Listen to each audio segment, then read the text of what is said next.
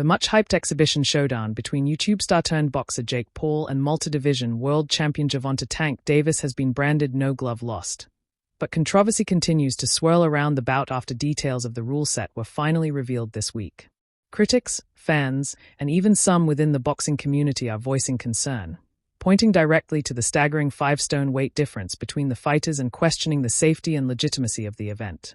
Jake Paul, who has campaigned around cruiserweight and often tips the scales near 200 pounds, is expected to outweigh the much smaller Davis, a career lightweight who has never fought above 140 pounds, by as much as 70 pounds on fight night. Despite the exhibition label, both men have talked up the event as if it were a grudge match, raising alarm bells that one of boxing's most skilled but undersized stars could be put in genuine danger. The rules: what makes no glove lost different? According to event organizers, the exhibition will not follow the full template of a professional boxing match. Instead, a customized rule set has been drawn up to balance entertainment with safety, though opinions remain divided over whether it achieves either goal. Rounds and duration. The fight will be scheduled for 8-minute rounds, a shorter format than typical professional contests. This is intended to limit cumulative damage and fatigue, particularly for Davis, who will be dealing with a naturally larger opponent.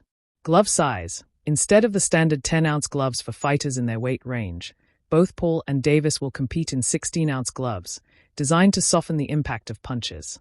Organizers insist this adjustment significantly reduces the risk of concussive blows, though detractors argue it only partially mitigates the dangers. Knockdowns and referee powers. A quick intervention rule has been added, granting the referee the authority to halt the contest more swiftly than usual if Davis appears overmatched. Knockdowns will be officially recorded, but a 2-knockdown rule per round will trigger an automatic stoppage.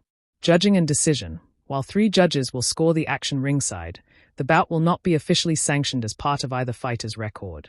A winner can be declared, but the outcome will not affect professional rankings. This places the fight firmly in the entertainment category rather than a traditional sporting contest.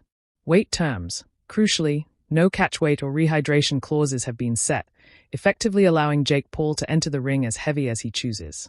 Davis, who has reportedly bulked up to the mid-150s for this bout, will still be massively undersized compared to his opponent. Critics argue this imbalance makes the rule adjustments redundant. Fan backlash and fighter protests. The reveal of these rules has done little to quell the backlash surrounding the event. On social media, fans flooded platforms like X, formerly Twitter, and Instagram with criticism, calling the fight a circus act and labeling it dangerous exploitation. Some fighters have joined the protest chorus. Lightweight contender Frank Martin bluntly stated, "This isn't boxing. This is a mismatch disguised as entertainment. Tank is one of the best fighters alive, but size matters in this game. Jake Paul outweighing him by 5 stone is not a joke, it's a hazard."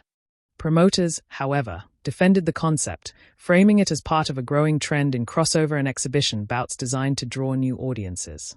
"Both men know what they signed up for," one spokesperson said.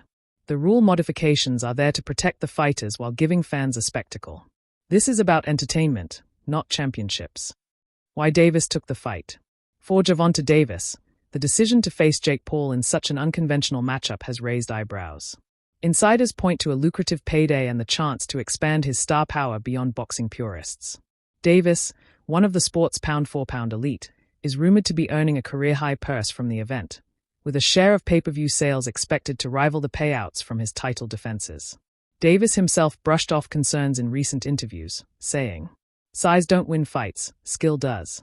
I've been the smaller man my whole life, and I've always delivered. Jake Paul is tough, but he hasn't been in there with someone like me. This is going to show people the difference between boxing and play fighting." Jake Paul's stance. Paul, for his part, has leaned heavily into the narrative, portraying himself as the bigger man daring the critics to watch. He has dismissed calls for catchweights or limits, instead promising fireworks. "No excuses. No gimmicks. We're both stepping into the ring. People want to see me fight real fighters, and Tank is one of the best in the world. If he says he's the best, then the weight won't matter." The bigger picture, boxing or showbiz. The No Glove Lost exhibition underscores the ongoing collision between traditional boxing and crossover entertainment. Jake Paul has made a career out of straddling that line, while Davis's involvement signals that even elite fighters may be tempted to embrace the spectacle for the right reward.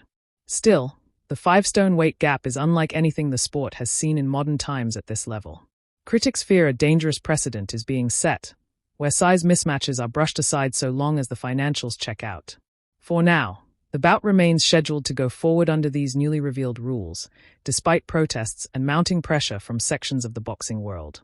Whether No Glove Lost will be remembered as a groundbreaking spectacle or a cautionary tale about mixing entertainment with combat sports may depend entirely on what happens once the bell rings.